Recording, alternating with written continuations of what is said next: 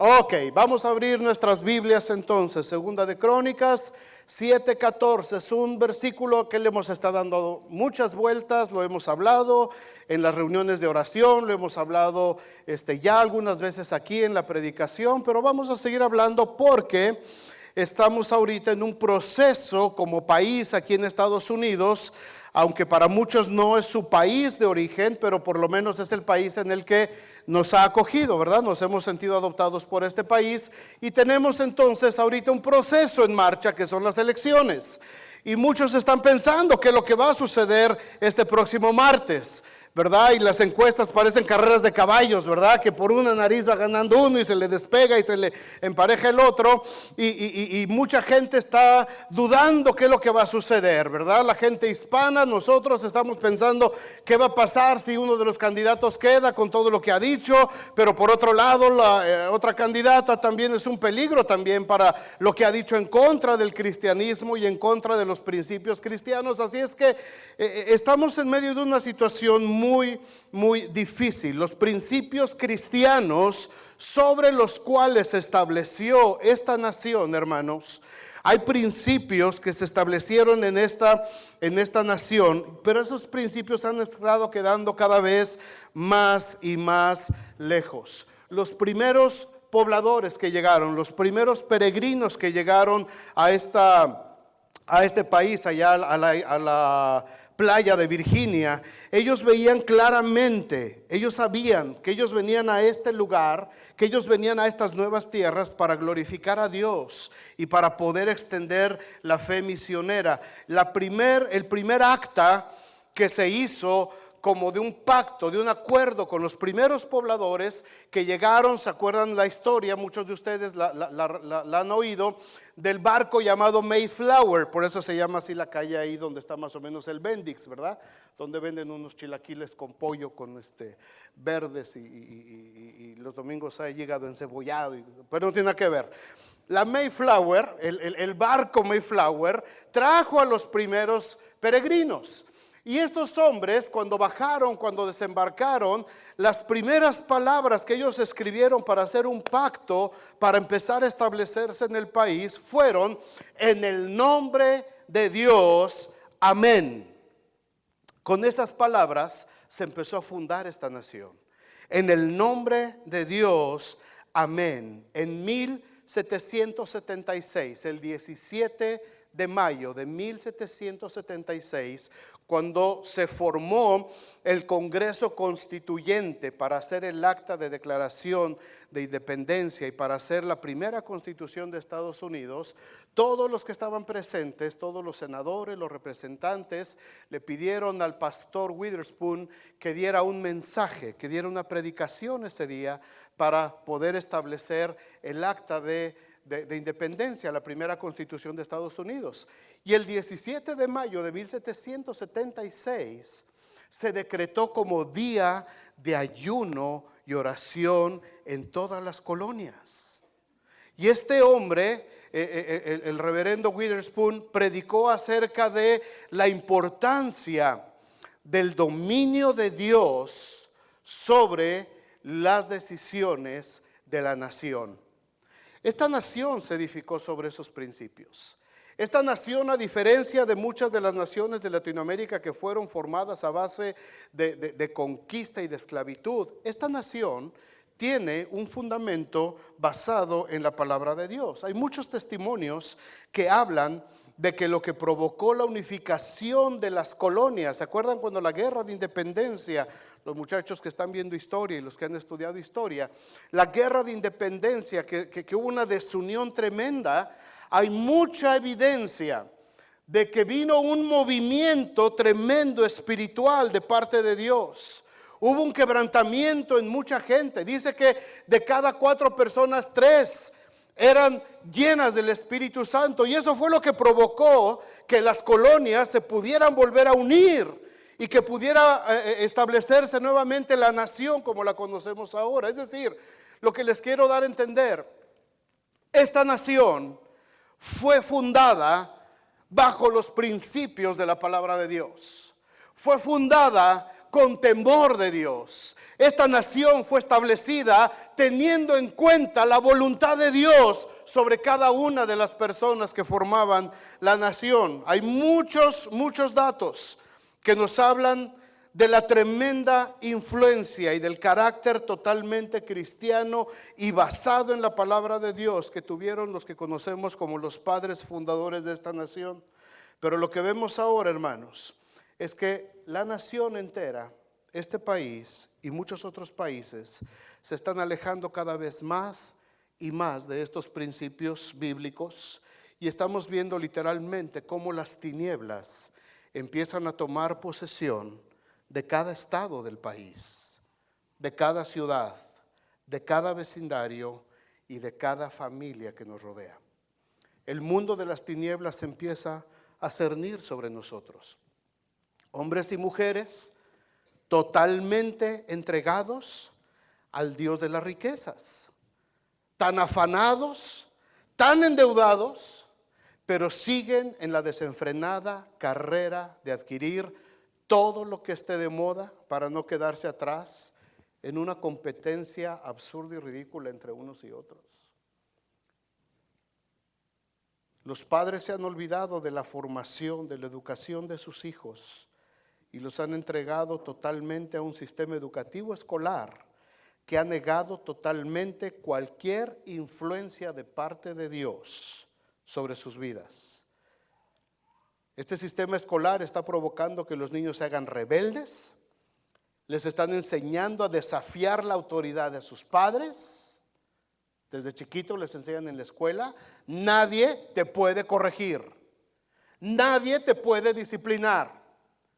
Si tu mamá te amenaza con la chancla, amenázala con el 911.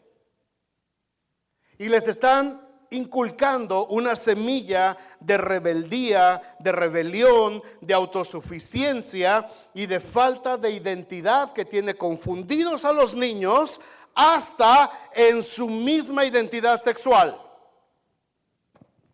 Tu papá no tiene por qué decirte si eres niño o niña. Tú puedes escoger lo que quieras ser. O sea, hemos entregado a los hijos a ese sistema. Y la nación completamente está volteada hacia ese sistema de educación. Me acuerdo allá en San Diego, en Old Town, en la parte central de San Diego, ahí queda un pedacito en medio de freeways y de edificios, queda lo que se llama el Old Town, una pequeña muestra de lo que era la villa donde se estableció la ciudad de San Diego. Y ahí está la escuelita, la primera escuela que se estableció en San Diego, allá en esos años 1700 y algo. Y ahí está, es un saloncito solamente con algunos pupitres, y en la entrada está la lista de responsabilidades del maestro. Y en la lista de responsabilidades el maestro tenía que dedicar 8 horas diarias al estudio de la palabra de Dios. No podía entrar ningún niño al salón de clases si no había tenido un tiempo devocional con sus padres. El maestro estaba ahí para enseñarles ciencias, matemáticas, historia, pero sobre todo para inculcarles la palabra de Dios. Esos eran los requisitos de la primera escuela pública en San Diego. ¿Qué es lo que sucedió ahora? Lo que vemos en las escuelas, totalmente diferente. Ahora se les enseña totalmente diferente. No puedes orar, no tienes que leer la Biblia, no tienes que tener respeto hacia tus padres, no tienes que tener respeto hacia nada. Y las escuelas públicas se han convertido en verdaderos campos de batalla, donde los chamacos solamente están tratando de defenderse unos de otros. Y la ley del más fuerte. El más fuerte, el que puede hacer bullying más a los demás, es el que lleva la victoria ahí, es el que lleva la delantera. Literalmente, hermanos, literalmente nuestra nación está enferma. La nación está enferma. Dios se lo advirtió también a un hombre llamado Salomón cuando estaba en lo más alto de su reinado, cuando empezaba la nación de Israel a considerarse como la época de oro de Israel. Dios le advirtió a Salomón: va a suceder que te vas a desviar, va a suceder que la tierra va a enfermar por causa de la corrupción. Y Dios tuvo que amonestar a Salomón. Y es lo mismo que Dios está amonestando a nuestra nación el día de hoy? Vemos las noticias. ¿Qué es lo que encontramos en los noticieros? Mataron a 2 policías en Ohio esta semana. Secuestraron una niña en Texas, alerta Amber, y dicen se desactivó la alerta Amber. Encontraron a la niña muerta de 10 años. Encontramos homicidios, encontramos robos, encontramos que ya no se respeta nada. No importa si es un anciano, no importa si es una anciana, no importa si es una iglesia. Igual la delincuencia avanza por todos lados sin ningún respeto. La nación está enferma, hermanos. Nuestra nación está enferma. Es increíble oír lo que los candidatos están diciendo en las campañas. Hace unos años era impensable escuchar eso. Era impensable escuchar lo que se está viendo ahorita. Se cuestionaban los planteamientos políticos y cómo lo voy a hacer con la economía y la educación y esto y el otro y el presupuesto. Pero lo que estamos viendo ahorita, hermanos, uno acusando al otro de depravado, de esto, del otro, y la otra acusándolo de ratera, de ladrona, de corrupta. La nación está enferma. Segundo de Crónicas, capítulo 7. Salomón levanta el templo. Segunda de Crónicas, capítulo 7, versículos 19. Y Dios le tiene que amonestar a Salomón. Y le dice Dios a Salomón: mas si vosotros os volviereis y dejareis mis estatutos y mandamientos que he puesto delante de vosotros, y fuereis y sirviereis a dioses ajenos y los adorareis, yo os arrancaré de mi tierra que os he dado, y esta casa que he santificado a mi nombre, yo la arrojaré de mi presencia y la pondré por burla y escarnio de todos los pueblos. Y esta casa que es tan excelsa será espanto a todo el que pasare y dirá: ¿por qué ha hecho así Jehová a esta tierra y a esta casa? Y se responderá: por cuanto dejaron a Jehová, Dios de sus padres, que los sacó de la tierra de Egipto, y han abrazado a dioses ajenos y los adoraron y sirvieron. Por eso Él ha traído todo este mal sobre ellos. Hermanos, yo no sé si Dios está poniendo juicio en esta nación. Yo no me atrevo a decirlo, no sé. O si lo va a hacer, no sé. Yo no lo puedo decir. Pero lo que sí podemos ver, hermanos, es que esta nación, este país, le ha dado la espalda a Dios. Se ha volteado completamente de todos los mandamientos y ordenanzas sobre los cuales fue establecida esta nación. Y le hemos dado la espalda a Dios, esa es la verdad. Y las consecuencias se están viendo y se están sintiendo en todas las áreas de la vida de nuestra sociedad.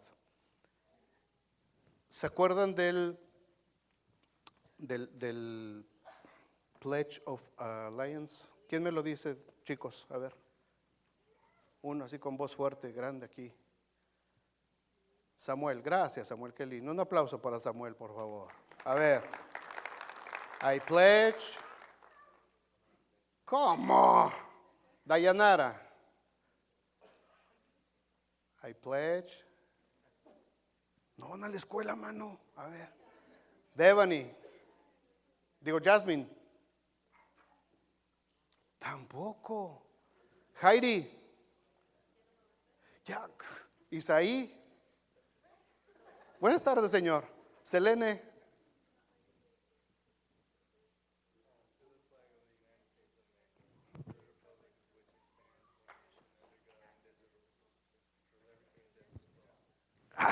Gracias.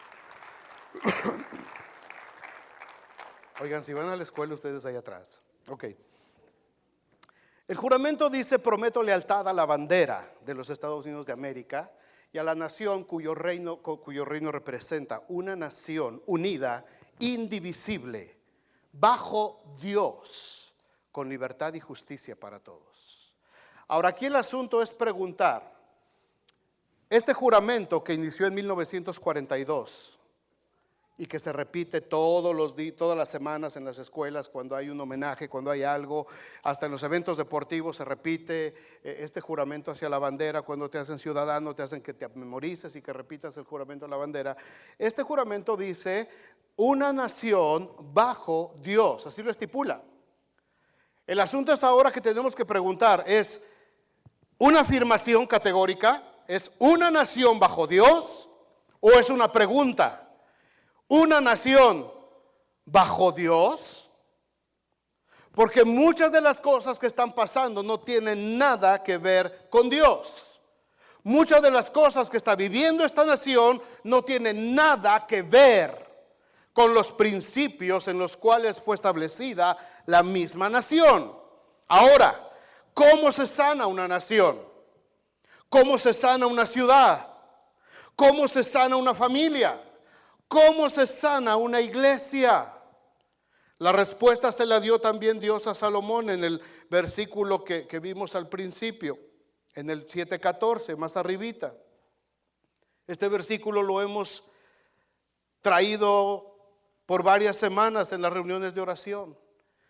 Dice 2 de Crónicas 7:14: si se humillare mi pueblo, sobre el cual mi nombre es invocado, y oraren y buscaren mi rostro, y se convirtieran de sus malos caminos, entonces yo oiré desde los cielos y perdonaré sus pecados y sanaré su tierra. Nuestra tierra está enferma, hermanos. ¿Están de acuerdo con eso? Y si no, pues vean las noticias y van a estar de acuerdo. Nuestra nación está enferma. Si hablamos de nuestras naciones en Latinoamérica, México, la mayoría de aquí somos mexicanos. Si hablamos de México, ¿ustedes creen que México está enfermo?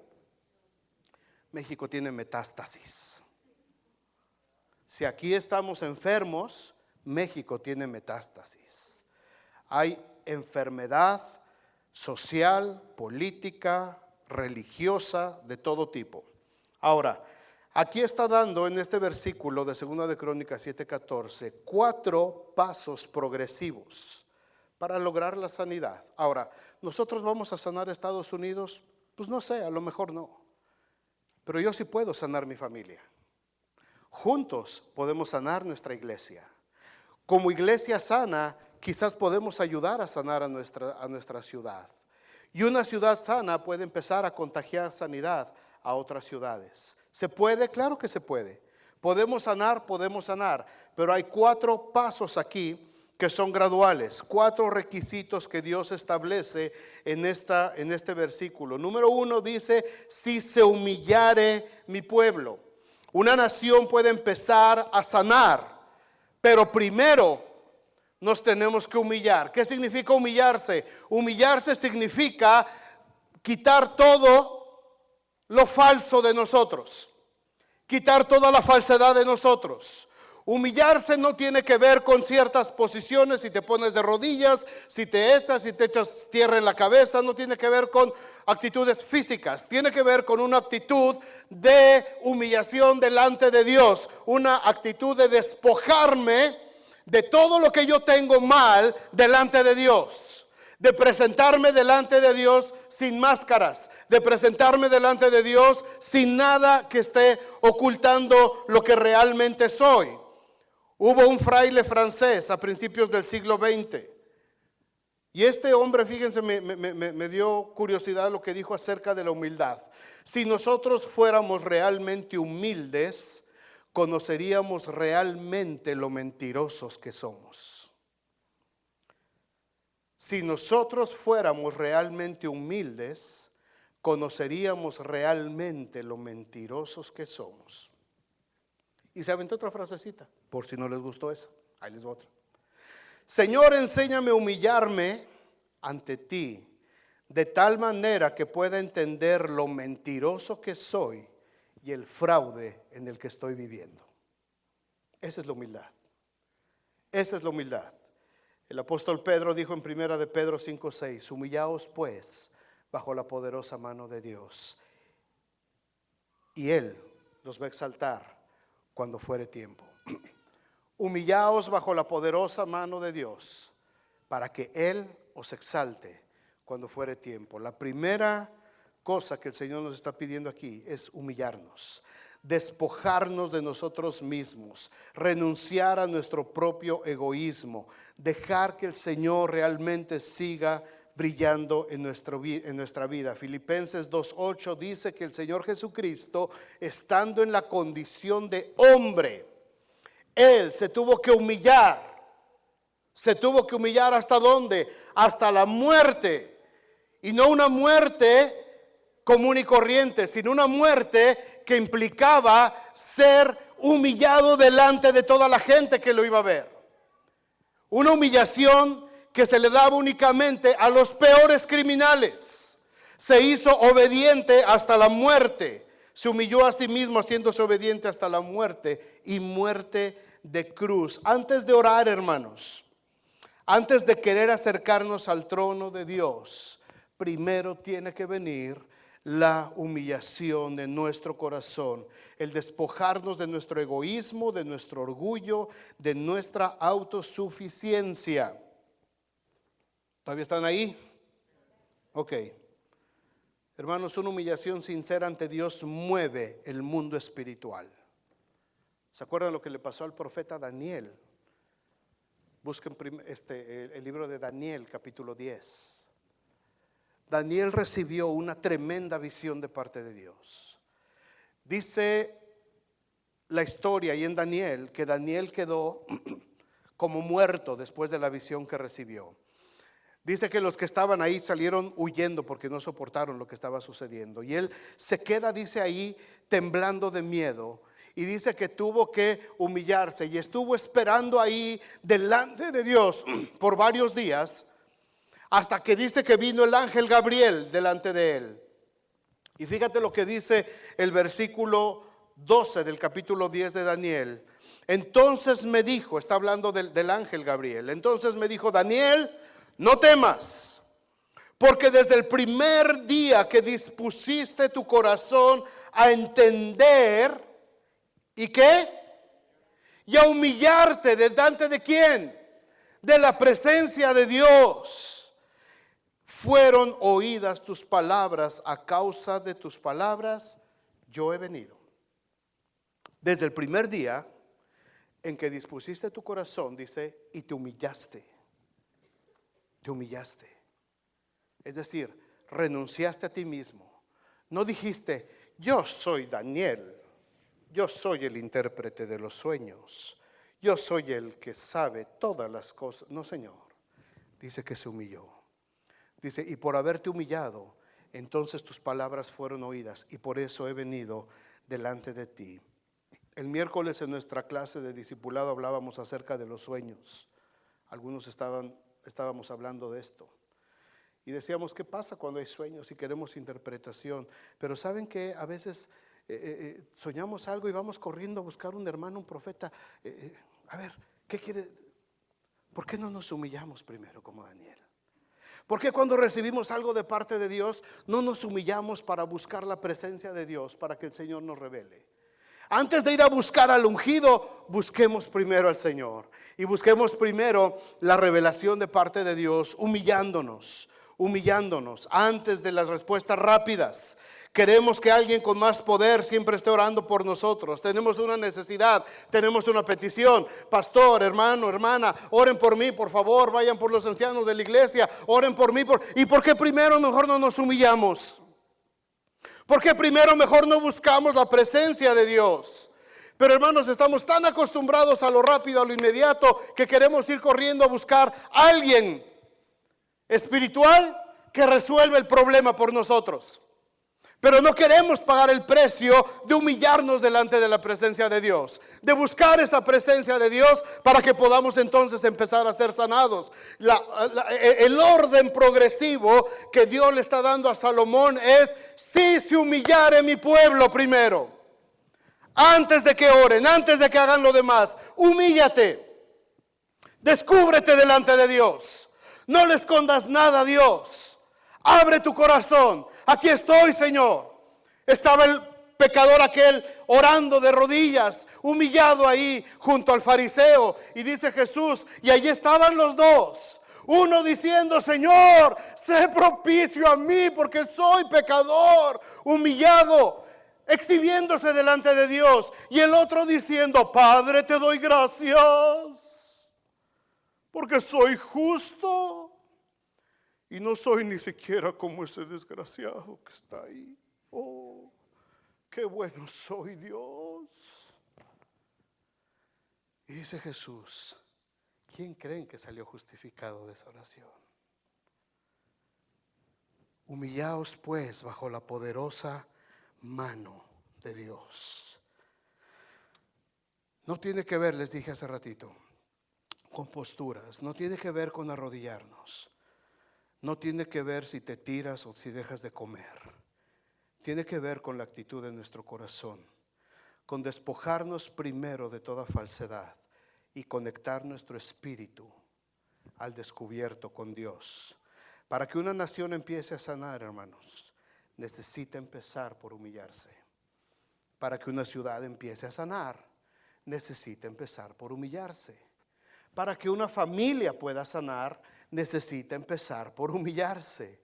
Para que una iglesia pueda sanar, necesita empezar por ¿qué? Por humillarse. Podemos ver de manera indolente cómo nuestra nación se va deteriorando moral, espiritual, política, familiarmente. Pero cuando nos despojamos de la falsedad y el orgullo, Dios puede empezar a sanar nuestra tierra. Una vez que me humillo, una vez que me despojo delante de Dios, una vez que soy sincero delante de Dios, entonces dice la segunda parte del versículo, entonces tienen que orar, entonces tienen que empezar a orar. Orar porque es la única opción que tenemos. Orar porque Jesús mismo lo demostró en todo su ministerio. Todo lo que hacía Jesús siempre iba rodeado de oración. Jesús siempre oraba. Jesús sanaba, Jesús predicaba, Jesús estaba con la gente, los alimentaba, hacía milagros, pero después de que acababa todo, Jesús se apartaba a un lugar solitario y ahí oraba. Y cuando era muy de mañana, dicen varias veces los evangelios, siendo aún muy de mañana, Jesús se levantó y se fue a un lugar apartado a orar. Y después de que despidió la multitud, mandó a los discípulos que se fueran en la barca y les dijo, hoy los alcanzo. Y él se fue solito a orar. Y cuando llegó la hora del arresto, de la traición, cuando vino la hora negra sobre la vida de Jesús, Jesús fue con los discípulos y les dijo, quédense aquí. Y él se apartó, dice la Biblia, como a tiro de piedra y se fue y oraba. Y su sudor era como gruesas gotas de sangre. Esa es la oración. Pero antes de la oración vino la humillación. Jesús se despojó. Jesús se despojó de sí mismo.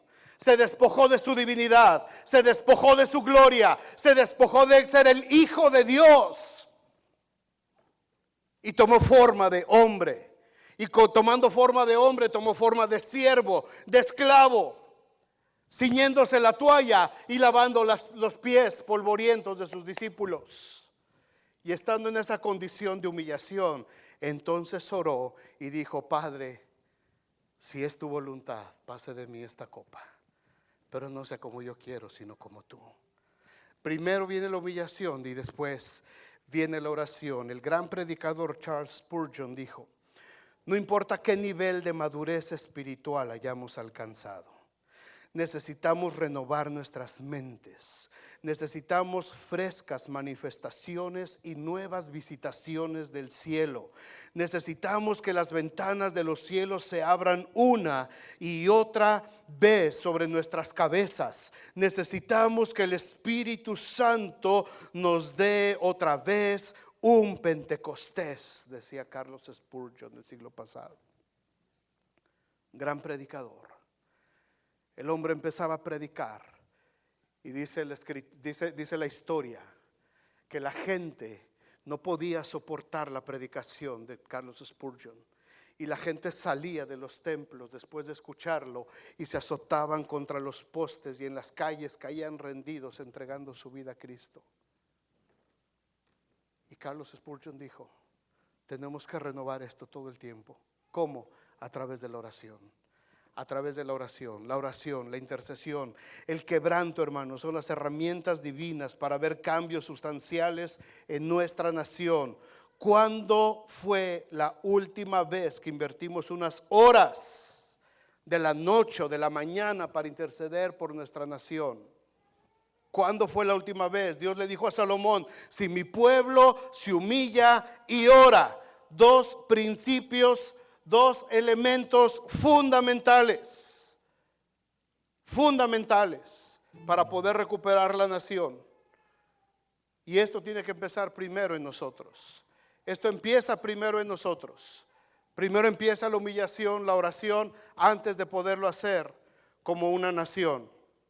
Orar confesando nuestros propios pecados, los de nuestra nación, orar con clamor, con verdadero dolor al ver que nuestras generaciones se van apartando del camino del Señor. Orar, orar y orar y orar para ver literalmente que el cielo se empiece a abrir, hermanos. Hemos hablado mucho de la oración en esta iglesia. Hemos hablado mucho acerca de la oración, no como un compromiso, no como una actividad, no como, pues vamos a orar con el pastor para que no se sienta solito. No es así. Tenemos que entender que la oración, hermanos, es un arma poderosísima que tenemos nosotros. Nos quejamos de la situación de nuestra ciudad, nos quejamos de la situación que estamos viviendo. ¿Y dónde estamos orando? ¿Dónde estamos haciendo la contraparte en la oración? Es muy bonito criticar, es muy bonito decir lo que está mal, es muy bonito señalar. ¿Y dónde estamos orando? ¿Cuánto tiempo estamos invirtiendo como personas individualmente para orar por la situación de la que no estamos a favor? Hemos dejado mucho tiempo que las tinieblas sigan avanzando sobre nosotros. No es un compromiso de la iglesia, no es una actividad de la iglesia, no es una actividad del pastor, no es una actividad de los líderes. La oración es parte vital de la vida de la iglesia. Tú no puedes tener opción de decir, ¿le echo o no le echo gasolina al carro? Sería absurdo pensar eso. Ya no tiene gasolina, pero no importa. Así me voy, así me lleva. Ajá, dale. Y caminas 3 millas y ¿es opcional la gasolina? No. Apenas ves que la agujita va bajando y haces lo que seas. Haces lo que sea. Vas y le abres el monedero a tu esposa y le sacas $20, ¿verdad? Das gas. Y aunque te dé tu manazo después, pero necesitas echar gas. Y no lo dejas. No te atreves a salir sin gasolina. No te atreves a andar en el carro en la ciudad y a trabajar sin gasolina. Te vas a quedar atorado, no vas a llegar. Vas a estar tarde. Imagínate quedarte sin gasolina a mitad del 20 y te paniqueas todo, ¿no? Pero, ¿y la oración? No es el combustible del cristiano. ¿Y cuántos salimos todos los días a trabajar sin gasolina? ¿Y cuántos pasamos toda la semana sin gasolina? Y luego decimos, ¿por qué me estará yendo tan mal? Pues quién sabe tú. Ya yo le pregunté, hermano, ¿cuánto has orado? Ya oré en la junta de mi ministerio. Chis. Se oye muy espiritual. Se oye muy acá, ¿no? Pero no sirve de nada. Si no nos metemos realmente, hermanos, a orar como oró Nehemías. Déjenme leerles en Nehemías capítulo 1. Nehemías escucha la situación tan desoladora en la que se encuentra la ciudad de Jerusalén. Y vienen y le dan un reporte de que las cosas están muy mal y la ciudad está destruida. Y la ciudad está pasando por situaciones muy feas. Dice, las puertas fueron arrasadas por fuego, las murallas están destruidas. Todo aquel esplendor que había de la ciudad se vino abajo, se destruyó. Y podemos pensar en nuestra ciudad. A veces pasamos por calles y vemos cómo hay calles que están destruidas, están abandonadas. ¿Por qué? Porque la maldad se vino encima. Apenas veníamos Carla y yo por una callecita y le digo, mira esta calle, y nos pusimos a pensar, ¿te imaginas cómo habrá sido esta calle en los años 50, 60? Se veían un montón de negocitos ahí, medios chistosos los negocitos, pero ya todo abandonado, todo cerrado, todo cayéndose en pedazos. Y o sea, ¿cómo habrá sido la vida en esta ciudad en los años 50, en los 60? Una hermana nos dijo que ahí donde compramos el edificio, dice, yo crecí en esa zona en los años 70. Dice, y era un área hermosa de la ciudad, era preciosa la ciudad en los 70 en esa zona donde ustedes tienen ahora su edificio, nos dijo. Y nosotros llegamos ahí, vemos todo alrededor y pues ¿cuál, no? No está así que digas, oye, es aquí casi Beverly Hills, pues no. Pero dice, era muy bonito. ¿Y qué pasó? ¿Qué pasó? Fue pasando el tiempo, la violencia fue creciendo, la iglesia se fue dispersando y entonces vino destrucción. Lo mismo que pasó con Jerusalén. Y Nehemías 1 desde el versículo 4 dice Nehemías, cuando oí estas palabras me senté y lloré. Ahí está la humillación de Nehemías. Me senté, lloré, hice duelo por algunos días. Es decir, no se humilló y a los 5 minutos ya estaba orando. Se humilló varios días. Ayuné y entonces oré delante del Dios de los cielos y le dije, te ruego, oh Jehová, Dios de los cielos, fuerte, grande y temible, que guarde el pacto y la misericordia a los que le aman y guardan sus mandamientos, esté ahora atento tu oído y abiertos tus ojos para oír la oración de tu siervo que hago ahora delante de ti día y noche. No fue un ratito, fue día y noche por varios días, por los hijos de Israel tus siervos, y confieso los pecados de los hijos de Israel que hemos cometido contra ti. Sí, yo y la casa de mi padre hemos pecado. Eso es humillación, eso es reconocer que no tengo yo máscaras delante de Dios. Sí, Señor, hemos pecado. La nación toda ha pecado, yo he pecado, mi familia ha pecado, mis padres pecaron, los que estamos aquí hemos pecado. Lo reconozco delante de ti, Señor, porque ni modo que lo esconda, ni modo que le diga, Señor, tú sabes que yo he sido bueno, tú sabes que le he echado ganas, no, ahí la llevo más o menos. No, Señor, delante de Dios hay que humillarse y hay que reconocer, sí, Señor, la regué, me equivoqué, tomé la decisión incorrecta. En extremo nos hemos corrompido, versículo 7, contra ti, y no hemos guardado los mandamientos, estatutos y preceptos que diste a Moisés tu siervo. Acuérdate ahora de la palabra que diste a Moisés diciendo, si ustedes pecan, yo los voy a dispersar por los pueblos, pero si se vuelven a mí y guardan mis mandamientos y los ponen por obra, aunque su dispersión sea hasta el extremo de los cielos, de ahí los voy a recoger y los voy a traer al lugar que escogí para hacer habitar allí mi nombre. Acuérdate, Señor, de eso. Una oración poderosa a favor de una ciudad devastada por el pecado, por el juicio de Dios. Hermanos, les pregunto otra vez, ¿cómo está nuestra nación? ¿Cómo está nuestra ciudad? ¿Cómo está nuestra familia? ¿Podríamos decir cómo está nuestra iglesia? ¿Estamos sanos delante de Dios? Si nos presentamos a Dios a cara descubierta, ¿cómo estamos delante de Dios? Necesitamos humillarnos, orar, y el siguiente requisito que Dios les pide ahí, le dice, y si buscaran mi rostro. Una nación sana cuando empezamos a buscar el rostro del Señor. Ahora escuchen bien, hermanos, ¿qué cosa es buscar el rostro de Dios? ¿No es lo mismo que orar? No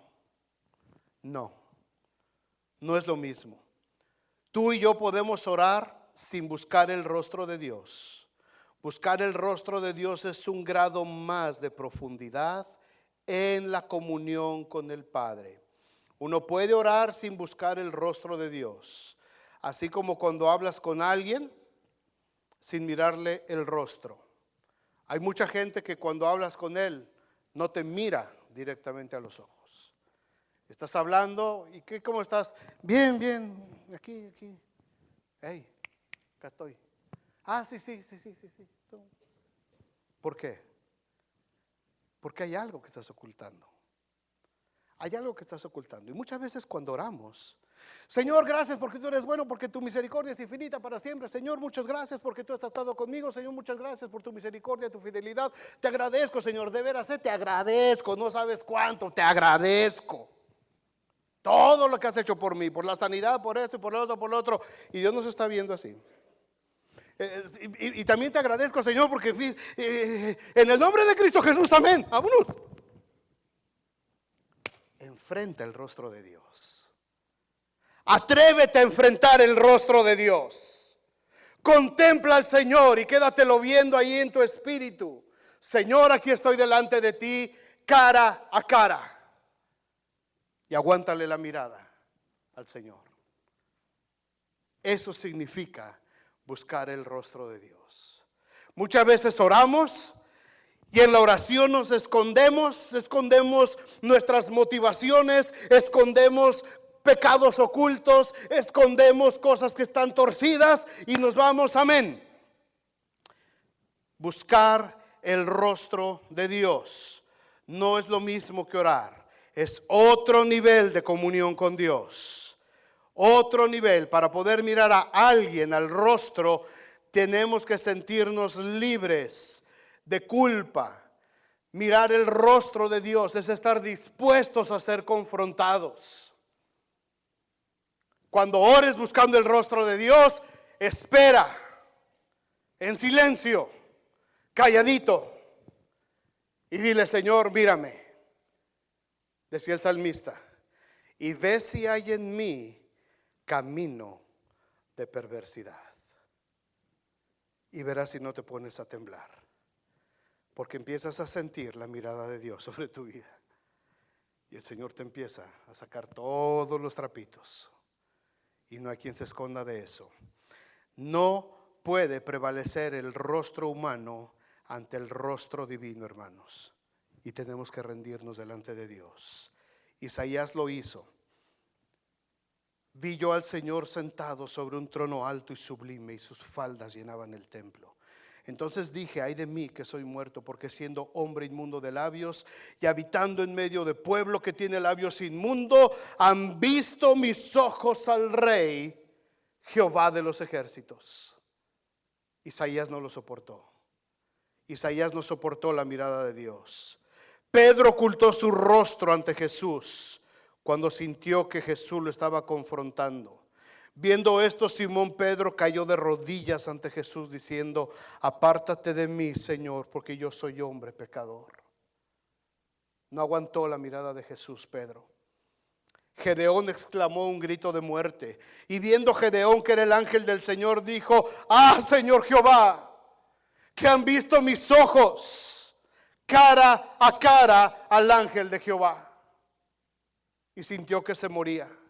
Abraham escondió su rostro, muriendo hacia sus propios planes, y entonces su identidad cambió.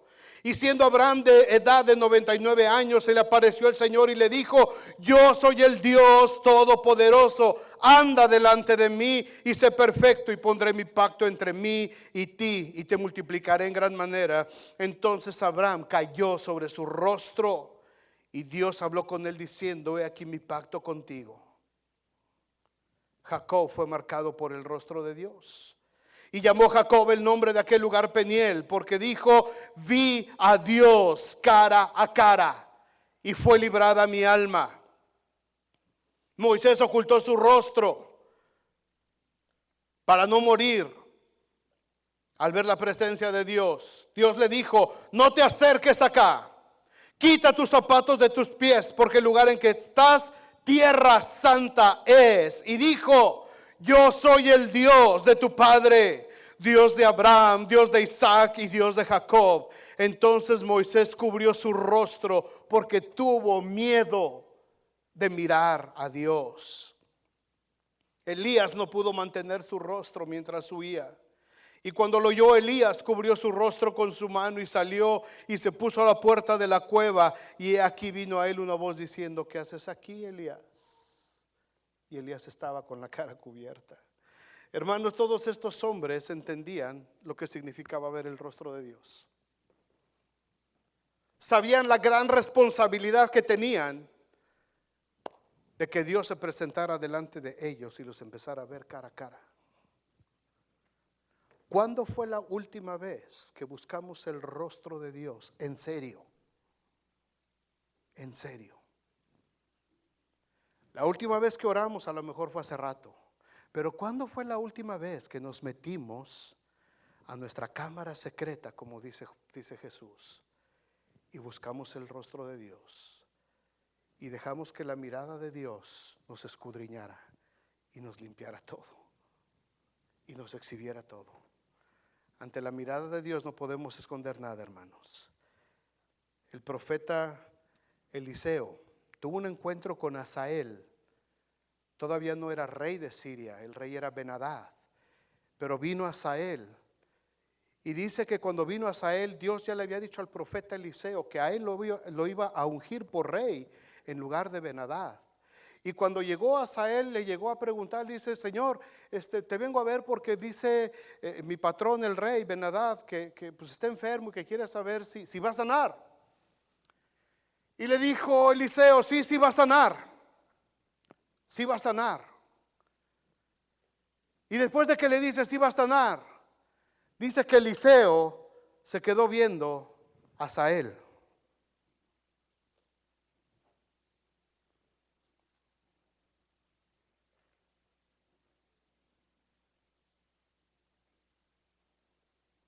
Y le pasó exactamente lo mismo que a Ariel. Se sonrojó, se ruborizó, se apenó. Y el profeta empezó a llorar. Y le dice: tú vas a ser el rey, pero ¿sabes lo que vas a hacer? Vas a matar al pueblo de Dios. Vas a reventar a los niños contra los muros y los vas a destruir. Y vas a traer destrucción al pueblo de Israel. Y Hazael se sintió todo avergonzado, todo ruborizado, porque el profeta lo vio cara a cara y le dijo lo que iba a suceder. Hermanos, escúchenme bien. Cuando te metas a buscar el rostro de Dios, prepárate, porque Dios te va a avergonzar. Pero no te va a avergonzar para exhibirte, no te va a avergonzar para hacerte sentir solamente mal. Te va a avergonzar porque te quiere limpiar. Te va a avergonzar porque te quiere restaurar. Te vas a sentir desnudo delante de Él porque Él quiere limpiar nuestra alma. Él quiere limpiar nuestro espíritu y quiere que quitemos nosotros todo aquello que le hemos estado ocultando por tanto tiempo y que Él no ha podido venir a quitar. Por eso cuando te metes a buscar el rostro de Dios, es muy diferente que meterte a orar. Porque en ese momento te confrontas con Dios y le dices: Dios, aquí estoy. Vengo a buscar tu rostro. Prepárate, prepárate, prepárate, porque te vas a ruborizar. Y Dios va a empezar a recordarte todas las cosas en las que has estado. Y Dios va a empezar a recordarte todas las cuentitas pendientes que tienes por acá y por allá. Y Dios te va a poner a recordarte todas las cosas que no se han aclarado en nuestras vidas. Pero no es para avergonzarte, es para limpiarte, es para purificarnos. Cuando yo busco el rostro de Dios, entonces estoy tal y como soy. No puedo esconder nada. Cuando buscamos el rostro de Dios, no hay motivaciones encubiertas. Ahora podríamos ver la razón por la cual este versículo de 2 de Crónicas 7 habla primero de humillarse. Después vamos a orar. Y nos sube al tercer escaloncito que dice buscar el rostro de Dios. Nuestra nación comienza a sanarse, hermanos, cuando nosotros mismos somos los que personalmente no queremos evadir esa confrontación de parte de Dios. Y por último dice también que una nación se sana cuando nos convertimos de nuestros malos caminos. Dice, y se convirtieren de sus malos caminos. Ahora, cuando leemos esta parte, a veces como que ya respiramos muy tranquilito, decimos, bueno, pues esa parte está resuelta, ¿verdad? Ya somos cristianos, ya nos entregamos a Cristo, ya el Señor limpió nuestros caminos, ya no tomo, ya no fumo, ya no me drogo, ya no digo groserías, voy a la iglesia, o sea, ya, eso de los malos caminos se acabó. No.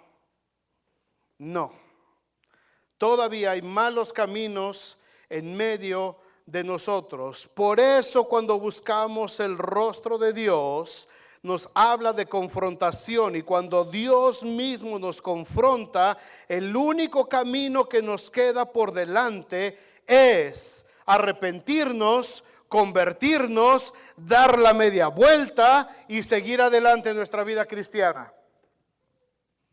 Y se convirtieran de sus malos caminos.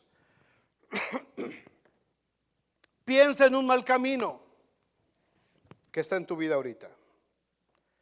La próxima semana voy a hablar puro de esto. Pero piensa ahorita cuál es un camino que está torcido en tu vida.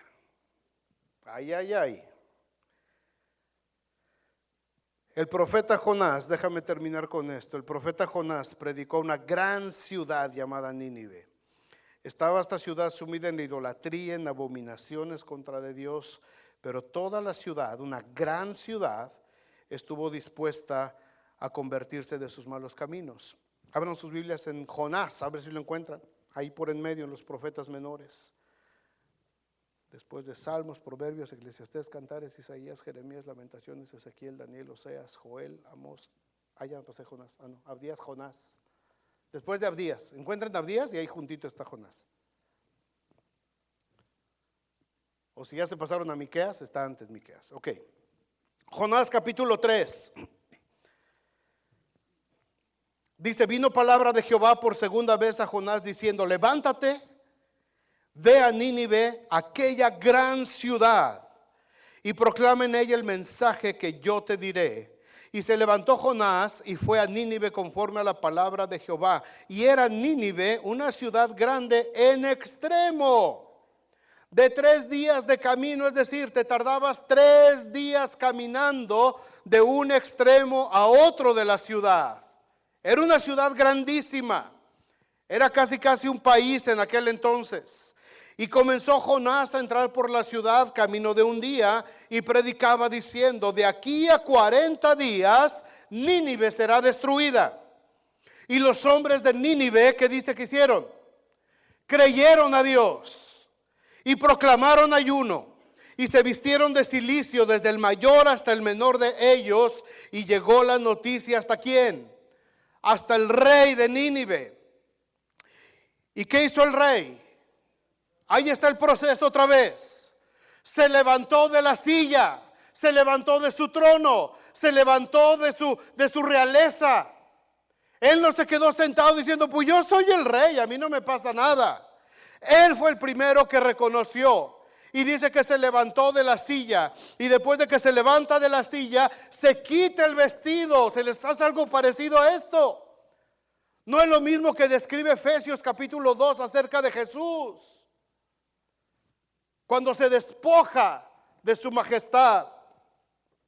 Y dice, se despojó de su vestido y se cubrió de cilicio, una tela, una manta áspera, rugosa, que tenía la lana virgen, así sin limpiar. Ese era el cilicio.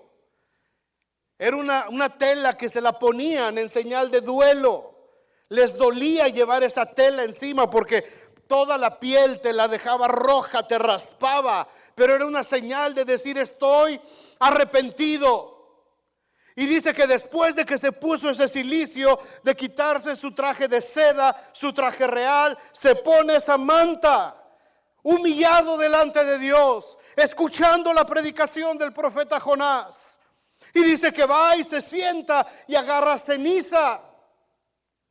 Y la ceniza significa en la Biblia lo último, lo desechado, lo que ya quedó al último. ¿De qué te sirve la ceniza? Ya de nada. Ya ni siquiera es carboncito para la carne. Ya es ceniza. Y agarró la ceniza y ponía sobre su cabeza ceniza en lugar de su corona real. El rey se humilló y se sentó sobre ceniza e hizo proclamar y ayunar en Nínive por mandato del rey y de sus grandes, diciendo: hombres y animales, bueyes y ovejas, no gusten cosa alguna, no se les dé alimento ni beban agua, sino cúbranse de cilicio, hombres y animales, y clamen a Dios fuertemente, y conviértase cada uno de su mal camino, de la rapiña que hay en sus manos. Quién sabe si se volverá y se arrepentirá Dios y se apartará del ardor de su ira y no pereceremos. Versículo 10. Ahí está la sanidad. Ahí está la sanidad para nosotros, hermanos. Y vio Dios lo que hicieron, que se convirtieron de su mal camino, y se arrepintió del mal que había dicho que les haría, y no lo hizo. Vio Dios. Hermanos, cuando como cristianos nos humillamos delante de Dios, cuando oramos de todo corazón a Dios, cuando estamos dispuestos a buscar el rostro de Dios, aún sabiendo lo que vamos a encontrar, y cuando estamos dispuestos a arrepentirnos y a volvernos de nuestros malos caminos, Dios vio lo que hicieron y Dios se arrepintió del mal y les dio vida. Desde el rey hasta las bestias, humillación, confrontación, hubo cambio de espíritu, hubo cambio de caminos, hubo cambio de mentalidad, hubo cambio de conducta. Los cristianos, hermanos, determinamos el estado del pueblo de Dios y de la nación. Los cristianos somos los que determinamos que esta nación esté enferma o esté sana. Los cristianos somos la luz del mundo. Jesucristo nos mandó a ser la luz del mundo. Y si este país está enfermo en este momento, es por ausencia de luz.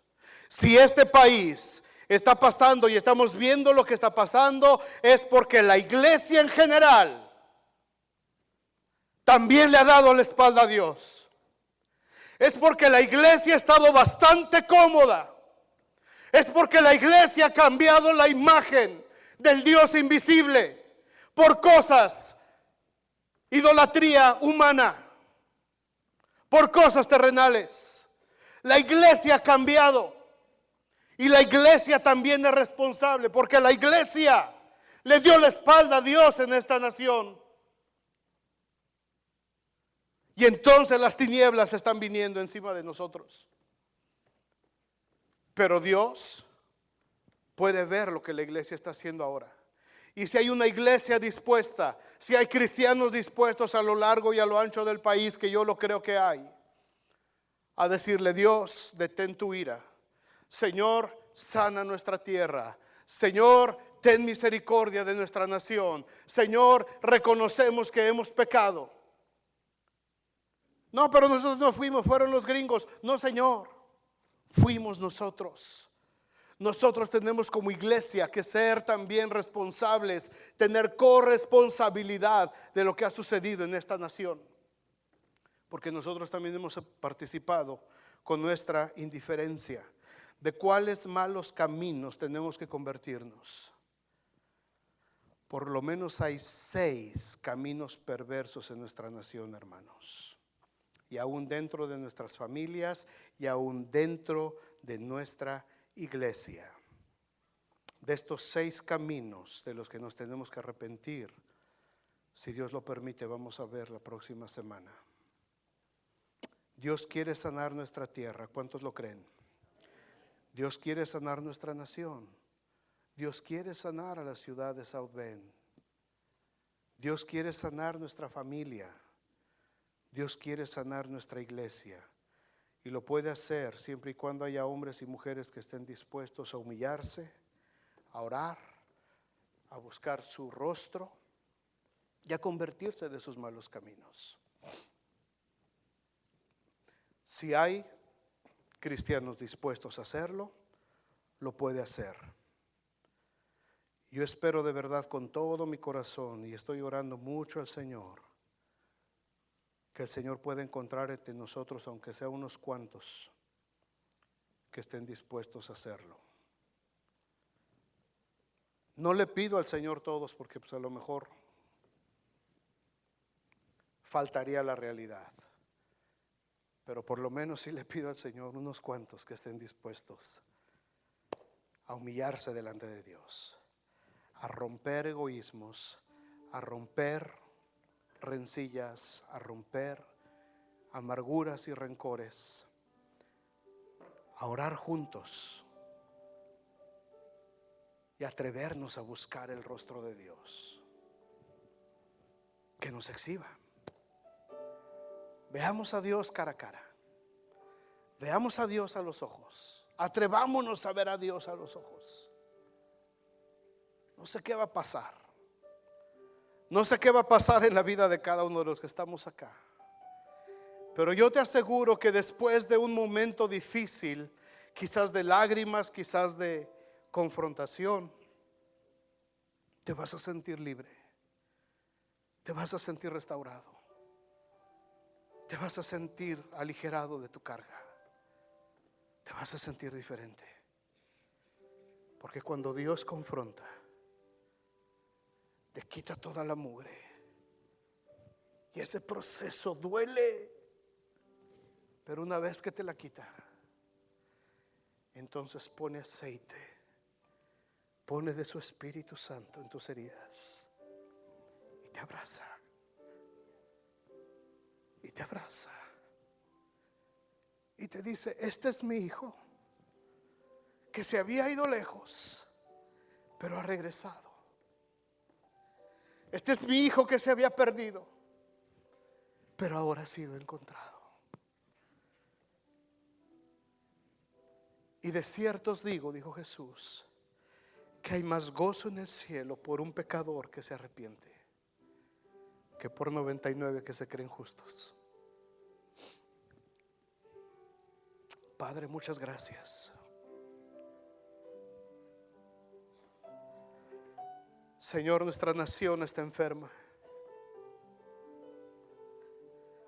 Nuestra nación está enferma.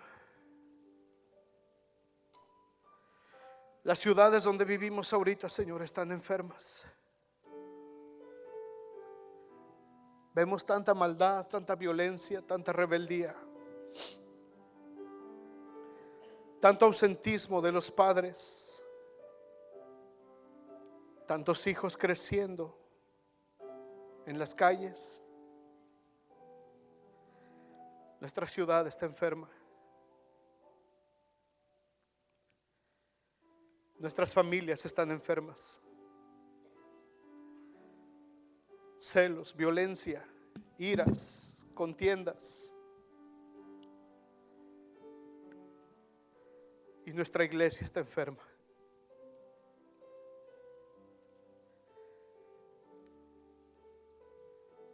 Solo tú puedes sanarnos. Solo tú puedes sanarnos. Y yo no sé, Señor, si aquí en la iglesia tú vas a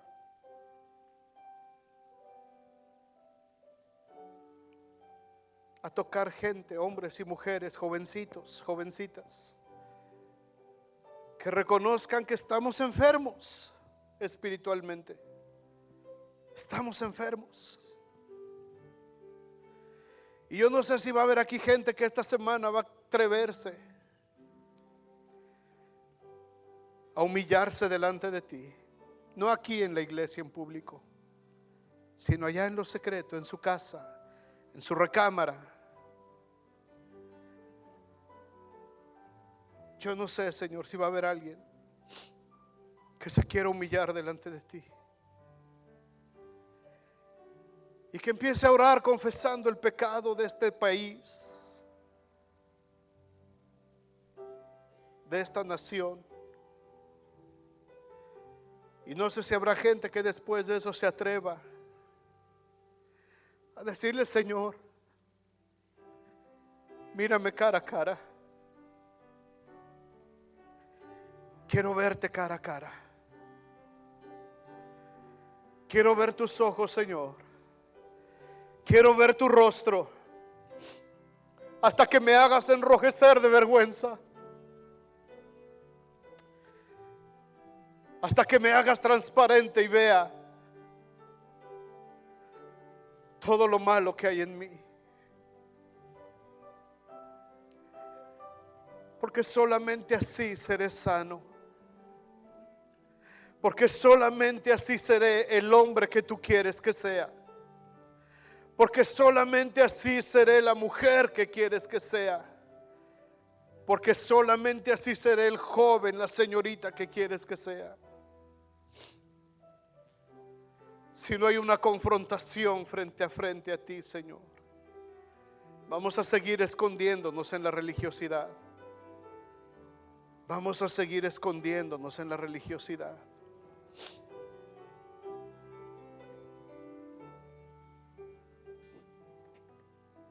Pónganse de pie, hermanos, por favor.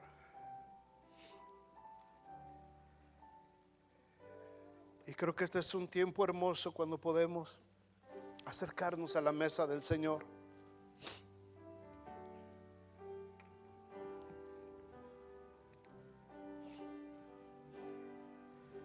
Y después de esta palabra que les he compartido,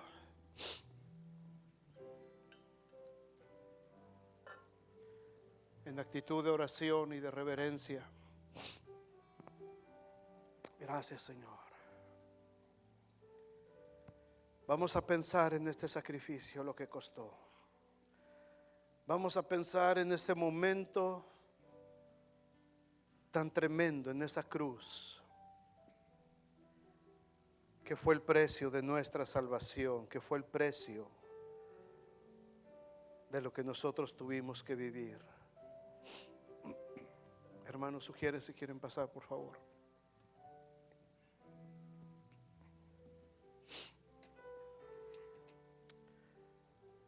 Y mientras adoramos al Señor,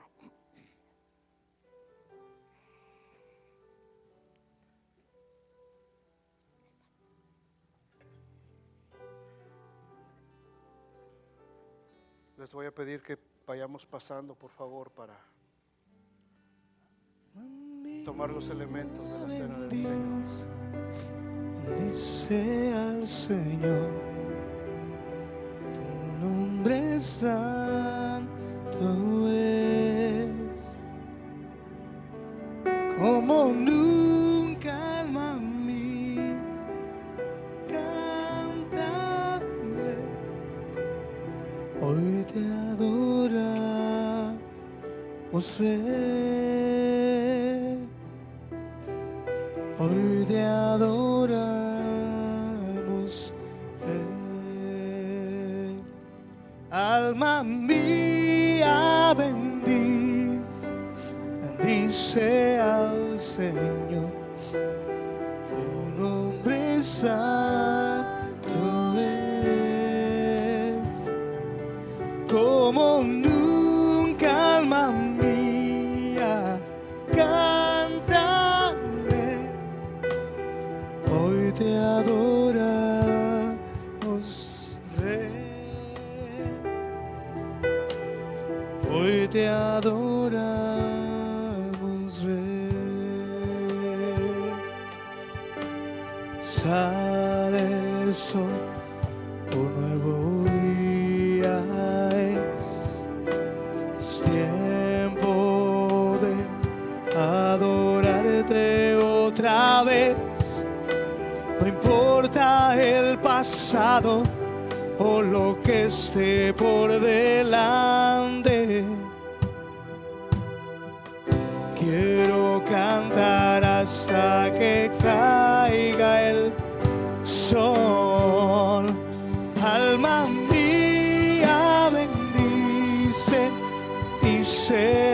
Señor. Tu nombre santo es, como nunca, alma mía, cántale. Hoy te adoramos, Rey. Hoy te adoramos, Rey. Cuando el tiempo pase de aquí,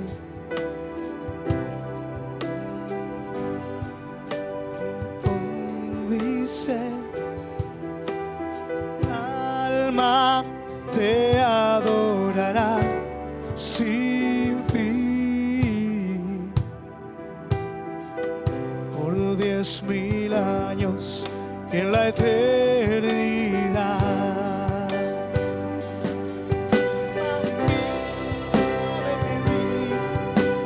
Bendice al Señor, su nombre santo es, como nunca, alma mía,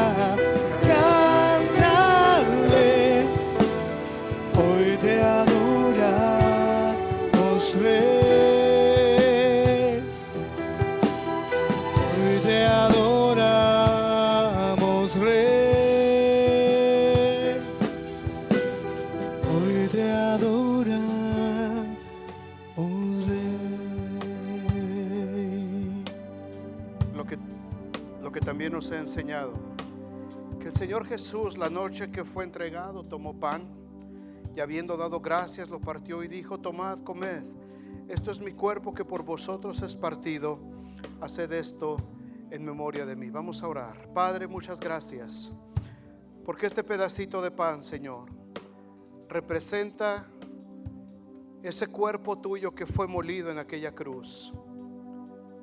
Señor, creemos que solamente esto es un recordatorio, es un memorial que tú instituiste para que nosotros tuviéramos presente que el castigo de nuestra paz fue sobre ti.